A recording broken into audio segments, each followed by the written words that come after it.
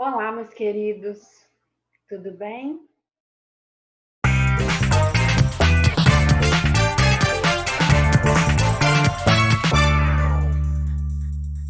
Então, nós estamos aqui hoje para iniciar o nosso processo de revisão da nossa matéria. Então, como vocês devem ter percebido, nós chegamos ao final da parte de química orgânica, né? E a parte de química inorgânica nós já tínhamos finalizado.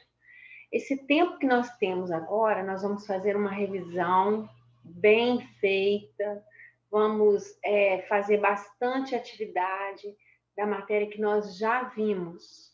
E vamos, então, aflorar aí essas memórias para que a gente possa, então, chegar, né, bem preparados para as provas que estão nos esperando, tá bem?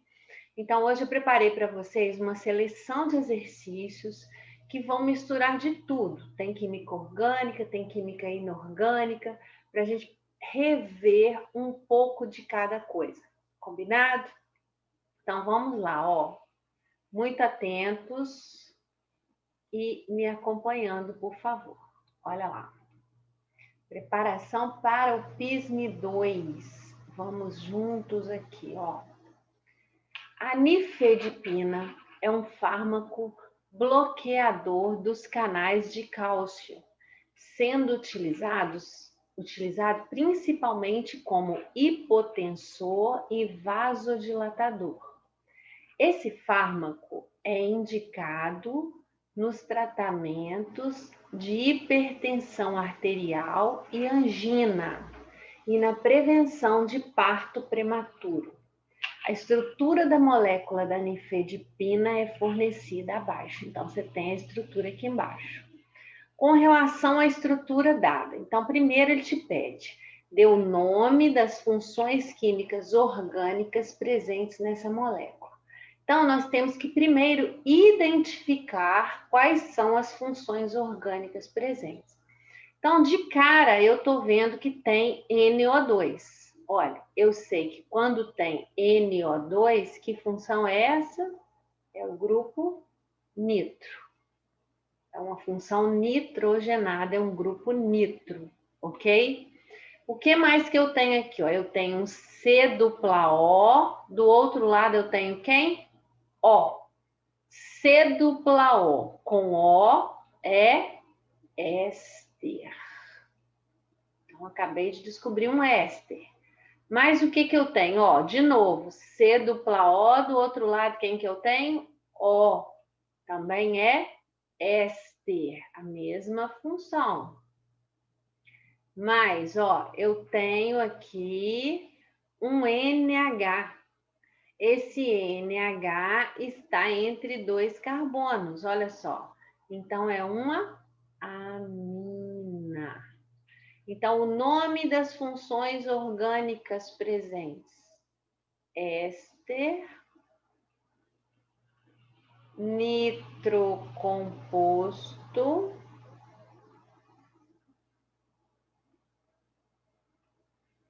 e amina.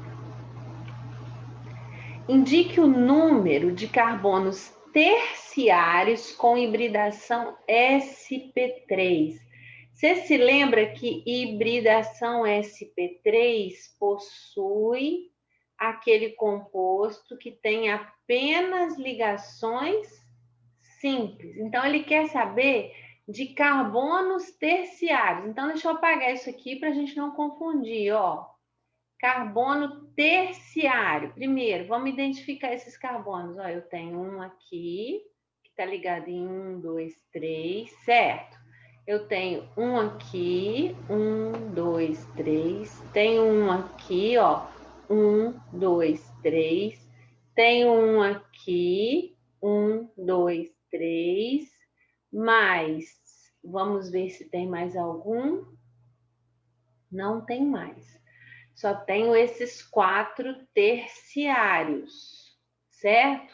Desses 4, eu quero identificar o número de carbonos que tem hibridação sp3. Então, esse carbono aqui, por exemplo, ele tem uma dupla, então ele não me serve.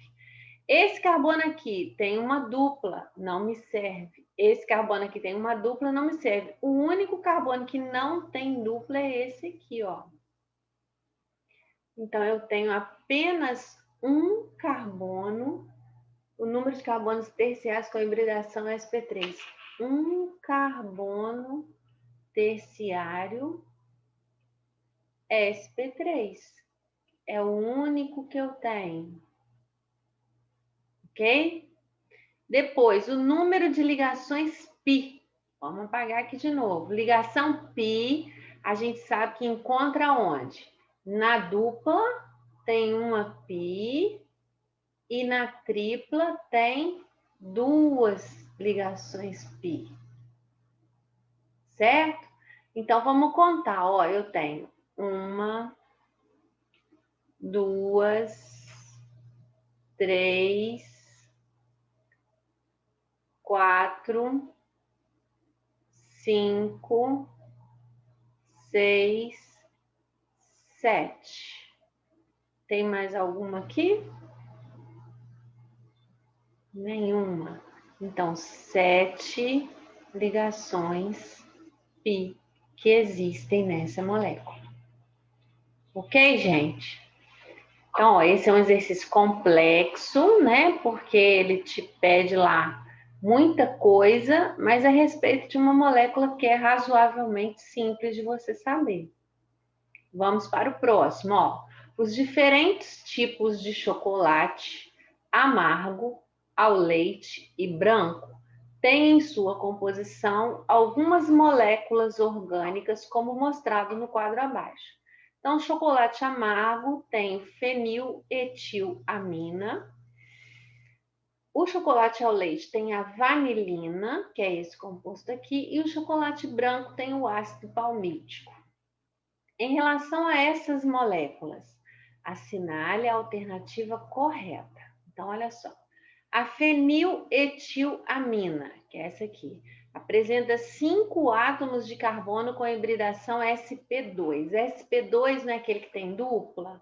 Então, eu tenho, ó, esse aqui tem uma dupla, esse aqui tem uma dupla, esse aqui tem uma dupla, esse aqui tem uma dupla, esse aqui tem uma dupla, esse aqui tem uma dupla. Então, não são 5, são 6. Tá errado? A feniletilamina e o ácido palmítico são substâncias aromáticas. Então, ó, a feniletilamina é aromática, olha, porque ela tem dupla simples, dupla simples, dupla simples. O ácido palmítico não. Então, ele não é aromático, tá errado? O ácido palmítico apresenta a função álcool. Ó, só porque apareceu o OH ali, ele está tentando te enganar falando que é álcool. Você está vendo que tem um C dupla O aqui e que o OH está do outro lado? Então, C dupla O com o OH do outro lado, o que que é? Ácido carboxílico. Então, não é álcool. Álcool é quando a gente tem o OH ligado num carbono saturado, certo?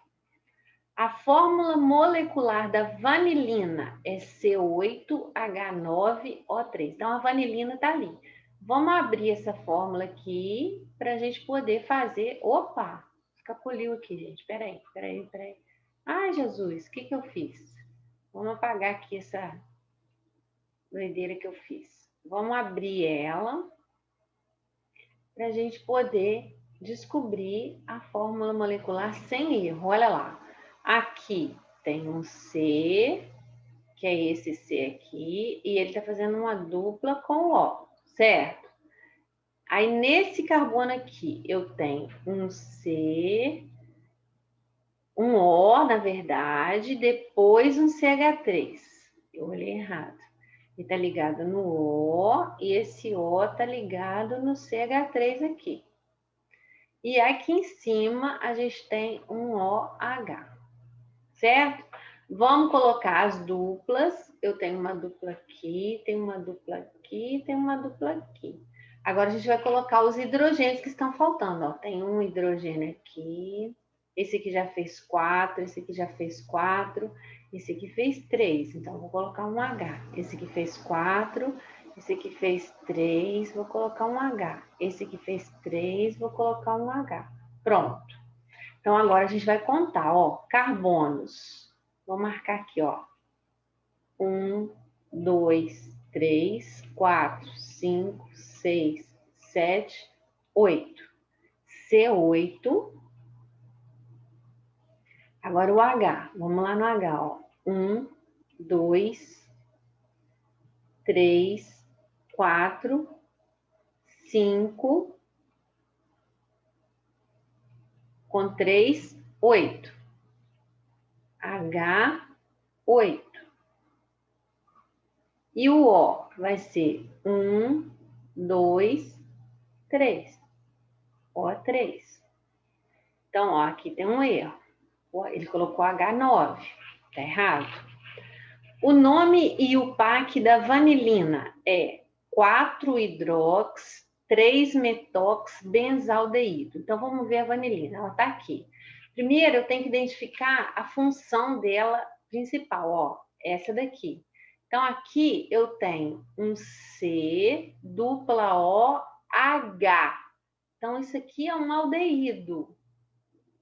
Esse carbono aqui é o carbono 1. Certo? Então, ó, esse carbono aqui é o 1. C, dupla O, H. Tá? Então, olha só. 1.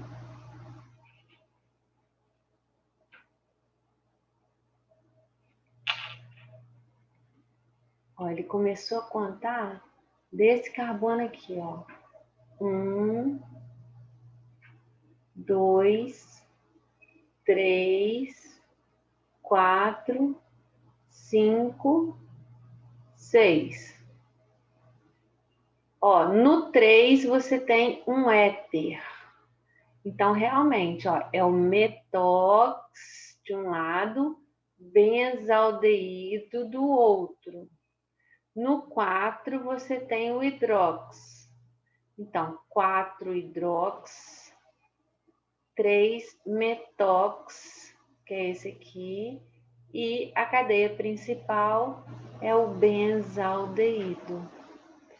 A gente vai marcar a letra E, porque é ela que é a correta. Só que existe, gente, existiu, quando ela veio numa prova, existiu um recurso para essa questão. Deixa eu explicar para vocês por quê. Porque, na verdade, o carbono 1 é esse daqui, olha. Esse que está fazendo C dupla O. Então, 1, 2, 3, 4, 5.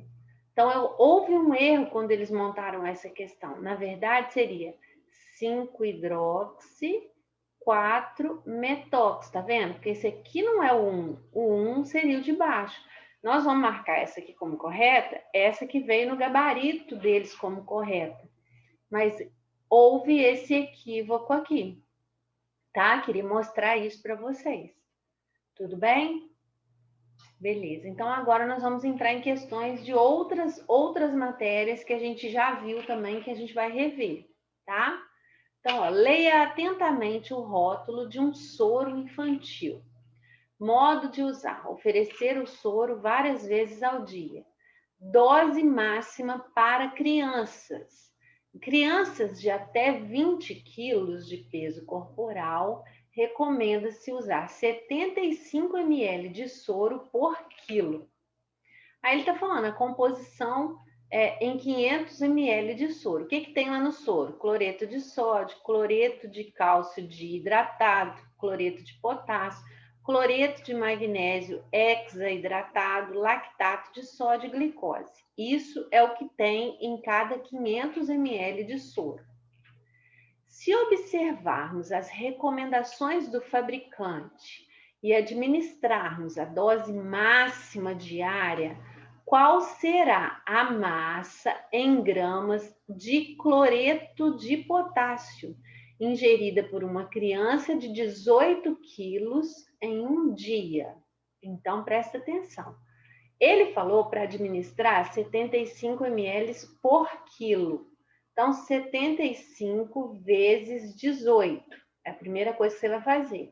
5 vezes 8, 40. Vão 4. 7 vezes 8, 56, 60.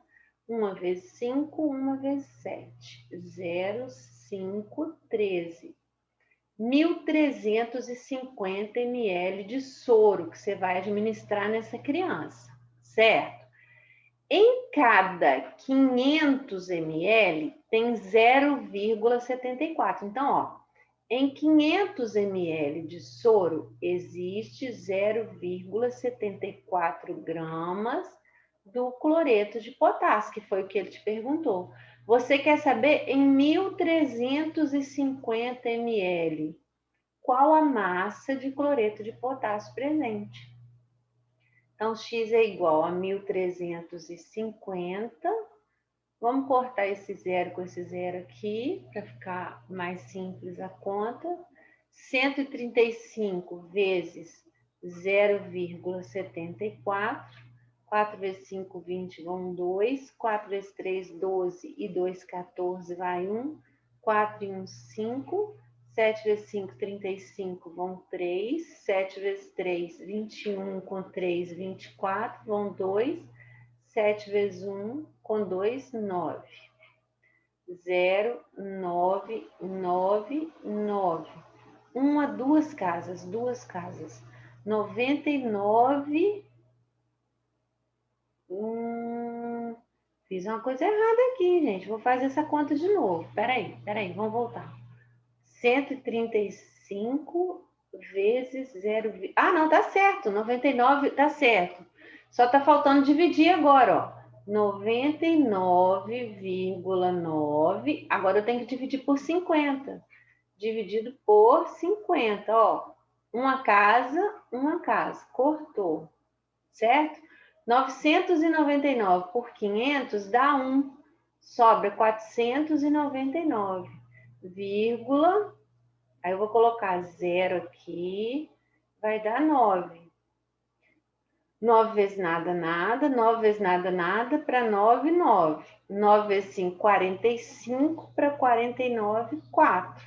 Se eu quiser colocar outro 0, vai dar 9 de novo. Essa aqui é a minha resposta. Então, o meu x vai ser 135 vezes 0,74 dividido por 50, que vai dar 1,99. Nós vamos marcar aqui a letra D de dado. Ok? Viram que não tem nem fórmula para a gente usar? Isso aqui é só raciocínio, gente. Só mesmo associação, regrinha de 3, tá? Está dentro daquela parte de concentrações que a gente estudou, tá bem? Então, olha só. O mergulho em cavernas é uma atividade de alto risco. No gerenciamento do gás de mergulho em cavernas, utiliza-se a regra do 1/3. Divide-se a quantidade de gás contido no cilindro de mergulho por 3. Então, presta atenção, ó. 1/3 do gás é consumido na ida. 1/3 do gás é usado na volta para sair da caverna. E o 1/3 restante fica como segurança para ser usado em cenários de emergência. Então, beleza. Considere um mergulhador que entra em uma caverna possuindo 240 atmosferas de gás em um cilindro de capacidade 0,006 metros cúbicos. Então, lembra comigo, 1 metro cúbico é igual a 1.000 litros. Vocês sabem disso, não é? Então, se o cilindro dele está com 0,006 metro cúbico, isso aqui vezes 1000, andou 3 casas, dá 6. 6 litros é o volume, certo? Tá, então, ó, após consumir 1/3 do gás, inicia imediatamente o regresso, certo? Suponha que o consumo do gás pelo mergulhador seja constante durante todo o trajeto e que a temperatura no interior da caverna seja 20 graus Celsius. O número de mols do gás que restará no cilindro ao sair da caverna será... Então, ele te deu o R aqui, 0,082, tá? E ele te deu aqui também 240 atm. Isso aqui é o quê? É a sua pressão.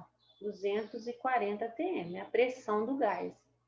Então, olha só, eu vou jogar na minha fórmula lá do Clapeyron. PV igual a nRT. A pressão do gás eu tenho 240. O volume eu também tem 6. O número de mols é o que eu estou procurando. O R é 0,082. E a temperatura, gente? Aí vem um detalhe muito importante. A gente está falando de gás. Toda vez que a gente fala de temperatura de gás, você lembra que tem que ser na escala Kelvin? Então, tem que ser o 20 mais 273, que vai dar 293 Kelvin, vezes 293. Então, o meu N vai ser, ó, 240 vezes 6 dá 1440. Dividido por 0,082 vezes 293 dá 24,026. Então, ó, 1440 dividido por 24,026 dá 60 mols. Esses 60 mols não é a resposta que eu estou procurando. Por quê? Porque ele me pediu o número de mols do gás que resta no cilindro. Você pode ver que o 240, os 6 litros que eu usei lá em cima, é quando o mergulhador estava saindo, quando o cilindro estava cheio. Então, eu sei que ele usou 1/3 na ida, 1/3 na volta, e que restou 1/3 do gás lá dentro. Então, eu tenho que pegar isso aqui e fazer o quê? Dividir por 3. Então, lá dentro vai restar uma quantidade de 20 mols do gás. Por isso que nós vamos marcar a letra C. Ok? Difícil? Nem tanto. Só aplicação direta de fórmula, tá vendo? Ele só precisava de quê? De você lembrar do Kelvin. Isso era importante, é uma armadilhazinha que ele preparou aqui. E no final você lembrar de dividir por 3, porque o que resta para você é 1/3 do que ele tinha inicialmente, certo? Agora, olha só a outra. O nitrato de potássio, vocês vão ver que algumas questões dessas nós já fizemos quando nós vimos a matéria. Só que agora, quando você fizer, você vai ver que você vai ver essa questão com outros olhos, porque agora você já amadureceu muito mais o conteúdo. O nitrato de potássio é um composto químico sólido, bastante solúvel em água, muito utilizado em explosivos, estando presente na composição da pólvora, por exemplo. Uma equação termoquímica balanceada para a queima da pólvora é representada abaixo. Então, ó, você tem o nitrato de potássio sólido, que está reagindo com o grafite, carbono grafite, e o enxofre sólido. Isso está formando gás nitrogênio, gás carbônico e o sulfeto de potássio sólido, tá vendo? E ele te deu também o valor do ΔH aqui, ó. Quem lembra aí o ΔH? O que nós falávamos sobre ΔH? Falávamos que ΔH positivo, ΔH maior que 0 indica uma reação endotérmica. ΔH menor que zero, negativo, indica uma reação exotérmica, certo? Em que há liberação de calor. Ele está falando aqui que o ΔH é negativo, então você tem uma reação exotérmica. Ele está liberando 278,8 quilojoules por mol, 278,8 quilojoules por mol de KNO3, certo? E que essa reação está acontecendo a 100 graus Celsius, que é a temperatura, e a 25 atmosferas, que é a pressão. Então, assinale a alternativa que representa a interpretação correta da equação termoquímica para a queima da pólvora. Durante a queima da pólvora, ocorre absorção de 278,8 kJ? Nós falamos que negativo é exotérmico, então é liberação. Então, a letra A já está errada. Na letra B, ocorre a liberação de 278,8 kJ por mol de energia, o que acarreta um aumento da temperatura em 100 graus e um aumento da pressão em 25? Nada de aumento. Isso aqui só está te indicando qual a temperatura e qual a pressão no momento em que a reação ocorreu. Então, ó, letra C, durante a queima ocorre a liberação de 278,8 kJ por mol de energia, levando ao aumento da temperatura? Também não, errado. Durante a queima da pólvora ocorre absorção? Não é absorção. Durante a queima da pólvora ocorre a liberação de 278,8 kJ por mol de energia, se a reação for feita em 100 graus Celsius e 25 atmosferas. Exatamente, são as condições em que a reação ocorreu. 100 graus Celsius e 25 atm, ok?